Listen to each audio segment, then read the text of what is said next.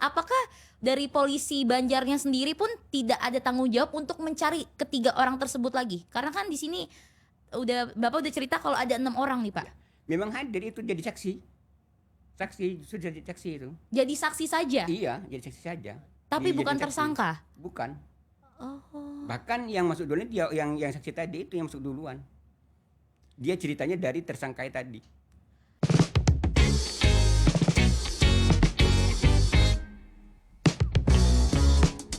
Halo semuanya, apa kabar? Bertemu lagi dengan saya Nisa Daulay di Mabar, membahas apapun barang apa kabar. Jadi di episode kali ini kita semua bakal ngobrol serius tapi tetap di bawah santai. Dan kita akan membahas tentang kasus 2 tahun yang lalu, tepatnya bulan September 2021, yaitu kasus pengeroyokan yang dilakukan oleh salah satu oknum polisi di Banjarmasin, Kalimantan Selatan. Dan di sini kita sudah mengundang salah satu saudara dari korban atau almarhum, yaitu Pak Mesrawi.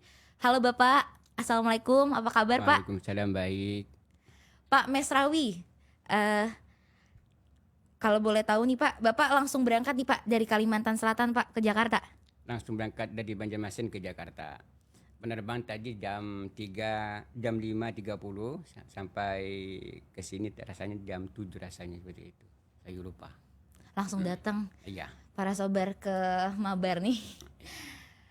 Kalau boleh tahu Pak, Bapak ke Jakarta ingin melakukan apa sih Pak? Apakah masih membahas mengenai kasus pengeroyokan 2 tahun yang lalu ini atau bagaimana Pak? Ya, rasanya saya mengingat kasus almarhum Sarijan. Saya dari Gak apa-apa Pak.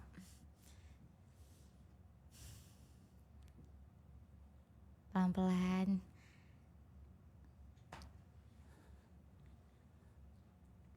Mungkin Bapak boleh cerita sedikit Pak, kronologi apa yang terjadi yang dialami oleh almarhum kakek Sarijan ya Pak ya. Apa kronologi yang dialami oleh korban Pak? Saya datang dari Banjarmasin datang ke Jakarta. Saya mencari keadilan. Jadi Pak Mesrawi datang ke Jakarta untuk mencari keadilan, yang Iya. dimana kasusnya udah 2 tahun tapi belum juga tuntas ya Pak ya? Ya. Kejadiannya tahun 2021 Desember tanggal 29. Sampai saat ini kasus ini belum tuntas gitu loh. Bahkan yang sudah dijadikan tersangka 3 orang ini sudah nyata jelas itu diterapkan dipasalkan 351 dan 338 sama 170. Setelah di P21 dikeluar atau sudah dipersidangkan 351 atau 338 itu dihilangkan karena pokok muncul 359 gitu. Nah, 359 itu kan termasuk bukan itu kelalaian kan.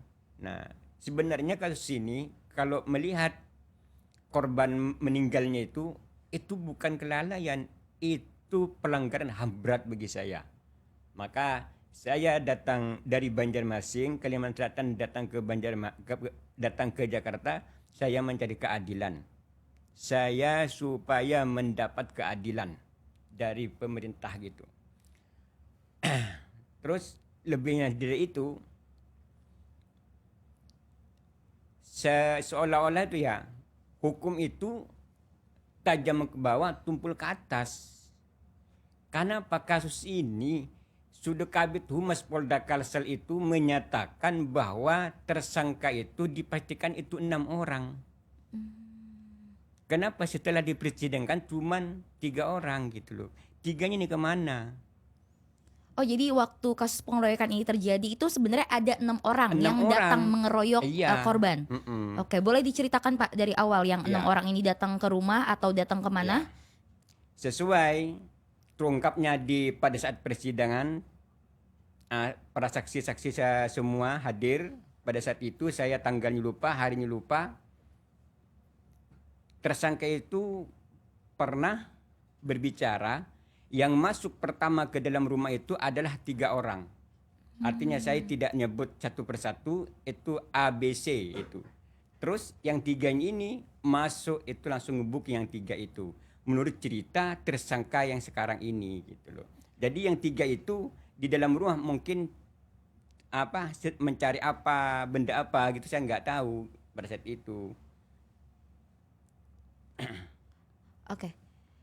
Eh, mungkin di sini banyak yang belum tahu juga ya Pak ya, kasus sebelumnya tuh jadi Pak Sarijan ini ada di rumah posisinya Ada di rumah. dan 6 orang tersebut langsung datang mengeroyok. Langsung datang, langsung menurut saksi ya, saksi itu dari istri korban. Ya Juma namanya kan seperti itu. Datang dia di depan rumah itu langsung melakukan tembakan. Oh, Nah itu dari saksi istri korban. Tapi kemarin itu setelah diungkapkan dari tiga tersangka itu, yang masuk duluan itu 3 orang ABC gitu loh. Tapi saya tidak nyebut satu orangnya gitu. Nah terus yang 3 yang di belakangan ini masuk ya langsung ngebukin tadi. Nah ngebukin tadi itu ada yang mukul, terus darah keluar menyembur sampai ke tembok ini. Ada salah satu daster ya. Daster itu langsung diambil, langsung disumpalin gitu loh. Supaya darah itu tidak keluar mungkin, atau tidak suara tidak mengeluar kepada orang kampung, mungkin seperti itu. Oke. Saksinya di tempat itu hanya istrinya aja Pak? Saksi dan anaknya. Istri dan anaknya. Iya. Anaknya satu Anaknya atau satu, oke. bawah umur.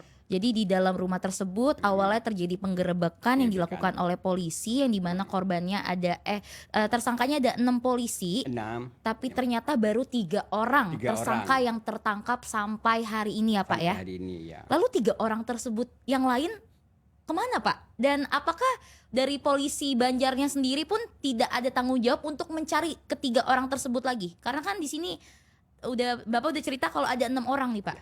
Memang hadir itu jadi saksi. Sudah jadi saksi itu. Jadi saksi saja, Iya, jadi saksi saja. tapi Jadi bukan saksi. tersangka. Bukan. Oh. Bahkan yang masuk duluan dia yang saksi tadi itu yang masuk duluan. Dia ceritanya dari tersangka tadi. Pada saat penggerebekan apakah ada surat perintah Pak yang dilihatkan oleh Pak polisi tersebut?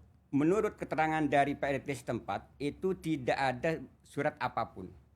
Dan kepada Juma istri mudanya pun itu tidak ada menunjukkan surat, tidak ada. Nah, tapi setelah kematian itu malam itu juga keterangan dari saksi kemarin Pak RT itu barulah surat tadi itu dikeluarin sama polisi, disuruh datangnya oleh sama Pak RT. Oh, jadi suratnya ada waktu sudah terjadi. Sudah terjadi. Ya gitu, bukan sebelumnya gitu loh. Jadi setelah itu ya sudah korban itu tidak berdaya, dikebukin terus sampai di sini patah, rusuknya patah, di sini patah, terus di sininya patah juga. Nah akhirnya apa? Yang 3 orang yang menduduki yang ngebukin ini menelpon ke pimpinannya itu kan pada saat itu katanya itu tidak ada kanit, yang ada kasat dengan pimpinan. Pimpinannya itu namanya itu Pak Herman gitu. Baik. Terus anak buah tadi itu menelpon kepada pimpinannya bahwa si korban ini tidak berdaya lagi. Korban Pak Sarjan ini sudah pernah sempat dibawa ke rumah sakit Pak? Tidak sempat. Oh, Mati oke. di tempat gitu loh. Nah, setelah pimpinan tadi datang ke tempat TKP sudah tidak bernyawa lagi. Oke. Nah gitu. Dan tersangka sudah pada kabur tuh Pak, berarti 6 polisi tersebut yang saat ada di penggerebekan tersebut. Enggak, malah diangkat, malah dibawa mobil langsung bawa ke rumah sakit gitu. Oh. Rumah sakit Bayangkara. Jadi polisi-polisi yang 6 ini yang tadi datangnya ini dia sempat membawa korban Kak Sarijan ke rumah sakit. Iya.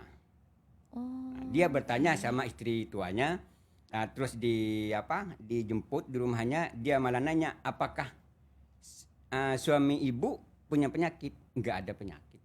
Nah, gitu. Itu apa namanya tuh, seolah-olah dia tuh enggak merasa dia tuh dibunuh di tempat gitu loh, maksudnya seperti itu. Oke, baik Pak, maaf saya potong lagi. Lalu inti dari penggerebekan ini tuh sebenarnya apa sih Pak? Kalau dilihat dari berita-berita yang beredar itu mengenai kasus narkoba ya Pak, apakah Narkoba. itu betul? Betul. Narkoba itu informasi dari saksi kemarin ada salah satu masyarakat menelpon bahwa almarhum itu diduga menyimpan barang haram atau narkoba seperti itu. Ih. Sebenarnya barang tersebut apakah ada? Tidak ada. Nyatanya tidak ada. Walaupun ada sama sekali, kenapa kok harus dibunuh? Kalau memang dia bersalah, kenapa kok nggak ditembak gitu loh? Kenapa kok dianiaya seperti itu? Ini pelanggaran berat nih loh. Ini HAM ini sebenarnya. Oke. Agak ini ya Pak ya. Ya. Terus Pak, untuk korban sendiri karena terlihat udah ada 6 polisi yang melakukan penggerebekan tersebut, apakah korban Pak Sarijan melakukan perlawanan Pak saat mereka datang? Gimana mau melawan? Dia langsung tembakan ke atas, dia langsung ngebrak pintu, langsung dibukukin itu, langsung tiarap itu. Di sini patah sini. Atau ada semua bukti-buktinya ada. Oh Bapak menyimpan semua bukti-buktinya Semuanya Pak? ada itu. Semuanya ada. Nah, setelah pada kejadian itu, jenazah itu mau bawa pulang ke Madura kan? Di Madura, oke. Dia mau bawa sana. Ternyata ada salah satu oknum yang mengaku Wakapolres Banjar itu tidak mengizinkan jenazah itu dikubur ke halamannya. Kalau boleh tahu kenapa jenazah harus dikuburkan Pak di Madura Pak? Nah, karena sebelumnya almarhum itu berwasiat kepada anaknya, "Nak, kalau saya meninggal, saya tolong bawakan pulang ke sana, kumpulkan sama Nini sama kaitnya di sana." Ya, wasiat tidak lama kemudian dia terjadi seperti itu. Jadi Pak Sarijan ini ternyata udah memberikan wasiat ya Pak ya Wasiat sebelumnya ya Pak untuk dimakamkan di Madura, di Madura. kampung halamannya. Oke. Pak kalau boleh tahu nih Pak, kita balik lagi ke kasusnya nih Pak. Sudah berapa kali sih Pak kasus ini disidangkan Pak? Dari 2021 sampai detik ini di tahun 2023. Udah berapa kali disidangkan Pak? Saya ya sidang itu saya lupa. Tapi dari sekarang sudah menjalin 4 bulan dari 2 tahun itu. Baru ditahan 4 bulan, menjalin 4 bulan bukan 4 bulan. 4 bulan. Ya. Lalu selama 4 bulan itu hanya 3 tersangka saja dari 6 yang datang saat penggerebekan Pak? 3 orang aja. Oke. Kalau boleh tahu Pak selama persidangan tersebut pasal-pasal apa saja Pak yang sudah ditetapkan untuk para tersangka Pak? Sepengetahuan saya kemarin itu ya, pasal yang diterapkan oleh jaksa penuntut umum itu dikenakan pasal sekarang ini 359. Lalu Pak, apa yang diharapkan untuk keluarganya saat ini sih Pak dalam hal persidangan ini Pak? Ya harapan keluarganya ya dari saya sendiri, saya tuh mau ya tadi itu saya mau mencari keadilan sini. Bagaimana pihak-pihak yang lain atau pihak dari hukum bisa membantu almarhum ini, almarhum ini kan meninggalkan 5 anak, 6 anak berarti semuanya. Anak. Artinya itu semuanya itu minta keadilan. Nah, jangan sampai hukum itu tajam ke bawah tumpul ke atas. Betul Pak. Saya datang ke Jakarta, saya tidak membawa konsep. Saya membawa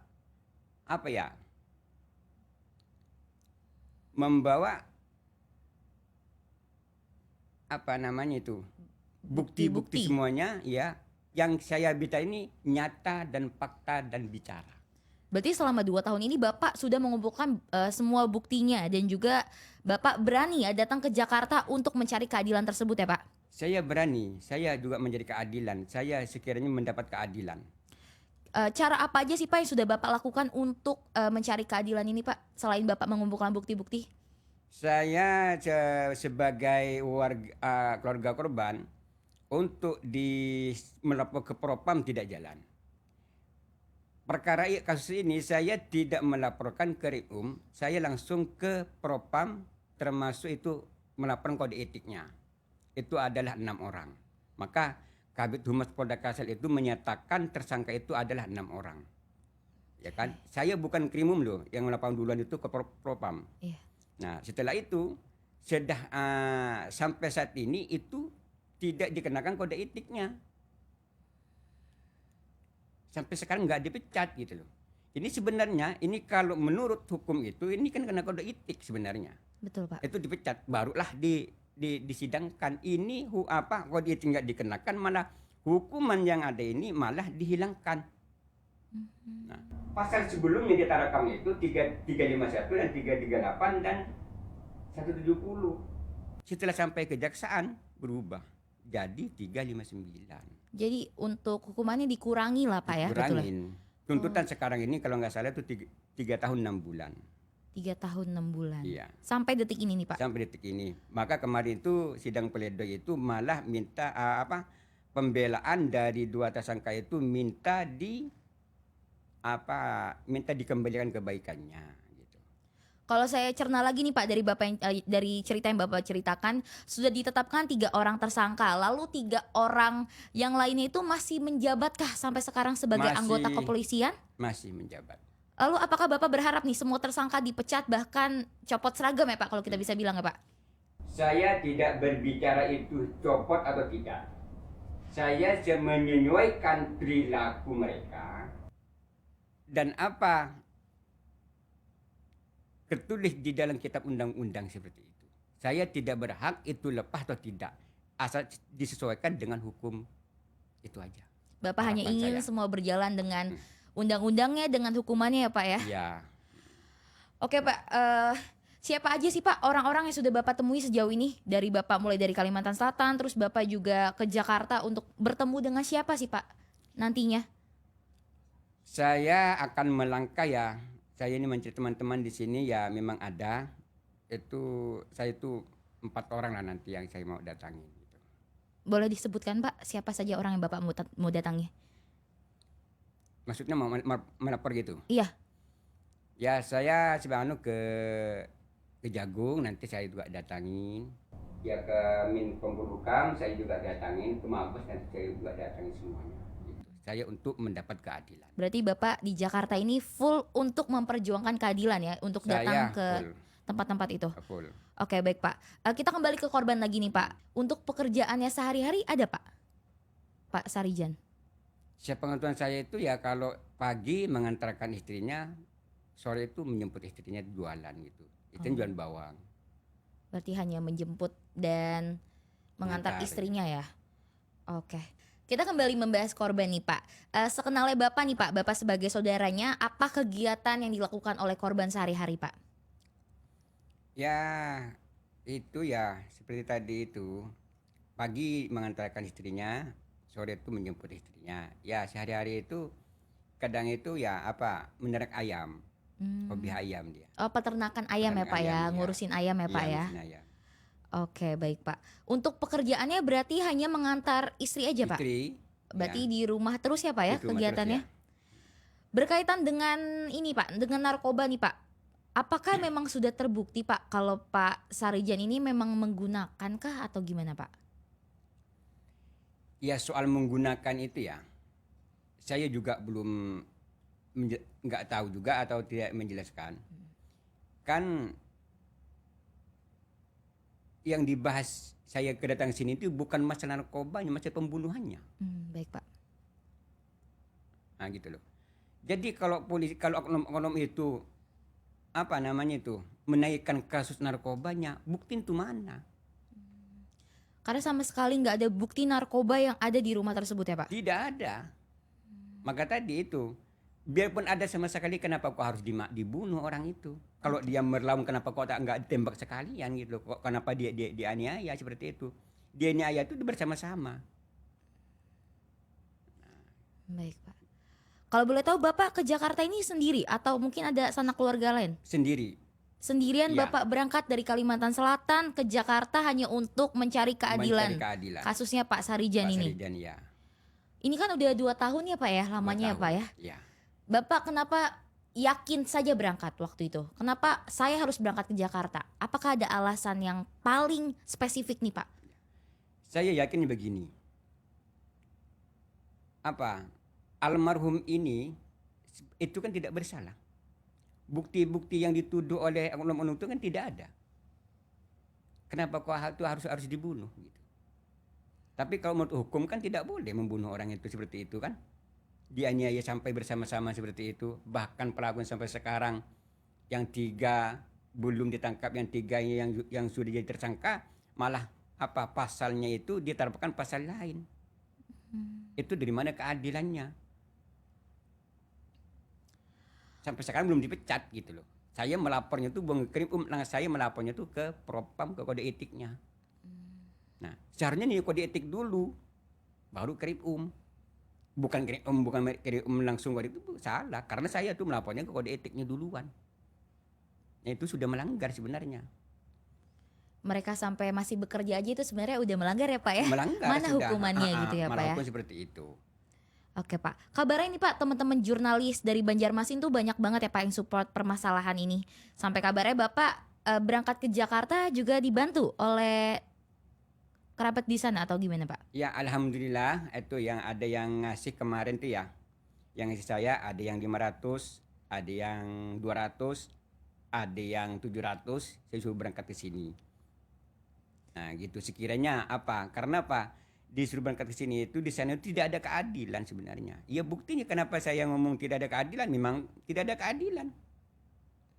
Pasal kok sudah nyata-nyata pasal 351, 338 itu kok dirubah pasal 359. Ini ada dugaan sebenarnya. Jaksa ini ada dugaan saya. Apa Pak? Dugaannya apa Pak?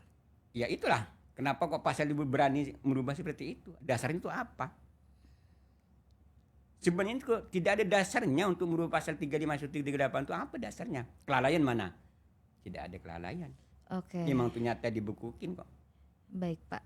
Jadi intinya Bapak Mas Rawi ingin sekali mencari keadilan agar para oknum polisi-polisi ini dipenjara dengan pasal pembunuhan ya Pak ya. Pembunuhan, ya. Nggak hanya 3 aja, tapi Ya. yang lainnya pun harusnya kena ya Pak Harus ya. kena semua.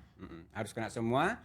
Yang 3 yang ini kan saya terlapor ini ada 8 orang sebenarnya. 8 orang Pak? 8 orang. Pertama ya yang masuk dalam rumah itu kan 6 orang. Baik. Yang 2 lagi ini Pak siapa Yang Pak? 2 lagi yang mengaku Wakapolres itu yang menghalangi jenazah dibawa pulang dikebumikan ke halamannya gitu. Oh. Sepengetahuan saya, barang siapapun melarang jenazah bawa pulang ke halaman itu sebenarnya itu merugikan negara sebenarnya. Merugikan negara. Ini tuntut sampai kami dituntut ini. Kalau tidak dijadikan kasus, apakah dibiarkan? Kan tidak mungkin.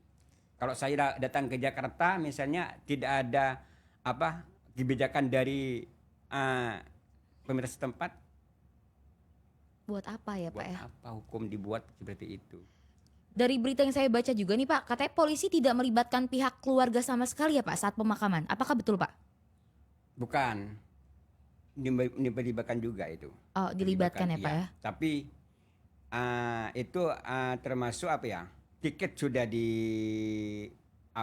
tiket sudah ada, cuman sudah ada tinggal berangkat jenazah itu. Ya datang tadi itu Pak, yang ada oknum mengaku Wakapolres itu yang tidak mengizinkan, bahkan pada saat itu rekomnya itu dirobeknya sama yang mengaku Wakapolres itu. Waduh, parah banget ya Pak. Lalu Pak, korban Pak Sarijan ini sempat diotopsi kah Pak? Atau enggak? Sempat. Oh, rasanya enggak. Sempat atau tidak Pak? Enggak otopsi. Enggak diotopsi sama sekali. Enggak, tapi setelah 3 hari datang surat. Di dalam surat tersebut apa Pak isinya? Di dalam surat itu surat pernyataan seolah-olah pihak korban ini menolak untuk otopsi. Oh. Jadi dari pihak Bapak menolak untuk dilakukannya otopsi. Seolah-olah. Apakah ada tanda tangan resminya Pak di situ Pak? Artinya begini, yang kedatangan surat pernyataan otopsi itu seolah-olah pihak korban menolak otopsi itu, yang membuat itu bukan pihak korban. Itu adalah pihak oknum. Oh. Disitulah timbulnya perkara ini maksudnya itu adalah pembunuhan dari pihak oknum tadi. Oke. Nah, Waduh, agak ini ya. makanya kalau di situ ada sebenarnya, kalau ada pihak korban itu menolak untuk otopsi, mungkin membuat sendiri atau berhadapan, kan seperti itu. Dia polisi sendiri yang menyodorkan ke anak ke istri korban. Tapi kalau dari kabar rumah sakitnya itu sendiri Pak, apakah soal penyebab kematian korban ini dijelaskan Pak? Jadi dijelaskan. Apa yang dijelaskan Pak? Apa hanya dibilang ada robekan yang tadi Bapak bilang apa namanya? Patah? Lebam di bagian iya. sini Pak. Oke. Untuk tulang-tulang yang patah itu juga Patah. dijelaskan? Patah iya, itu tuh ada surat-surat semua ada. Itu dari hasil otopsi tapi. Oke Pak, setelah mendengar cerita-cerita Bapak tadi, saya cuma pengen tahu Pak, harapan Bapak dan juga keluarga untuk permasalahan ini dan harapan Bapak juga nyampe di Jakarta. Apa sih Pak? Ya, harapan saya dan harapan keluarga yang ada di Kalimantan Selatan Banjarmasin, harapan tidak lain mencari keadilan dan sekiranya pelaku-pelaku lainnya disesuaikan dengan hukum. Artinya apa? Itu harus diproses dengan hukum. Untuk keluarga sendiri Pak, apakah sudah puas sudah tertangkap 3 orang tersebut? Apakah keluarga sudah puas dan sudah cukup ikhlas? Tidak ada kepuasan dan tidak ada keikhlasan. Lalu Pak, rencana Bapak di Jakarta, Bapak ingin melakukan apa saja? Boleh Bapak jelaskan? Saya datang ke Jakarta ingin melapor nantinya ke Kejagung, terus ke Kadip Humas atau ke Mabes, terus ke Menko Polhukam. Oke baik Pak. Sebelumnya saya minta maaf nih Pak, apabila Pak hasil yang Bapak dapatkan di Jakarta ini tidak sesuai dengan apa yang Bapak sudah pikirkan di saat di Kalimantan kemarin, bila tidak terjadi dan ternyata keputusan tetap sama dan 3 orang tersangka lainnya masih bekerja dengan baik-baik saja di kepolisian sana, bagaimana Pak? Saya harus menjawab, saya pasti yakin pasti mendapat keadilan. Itu saja.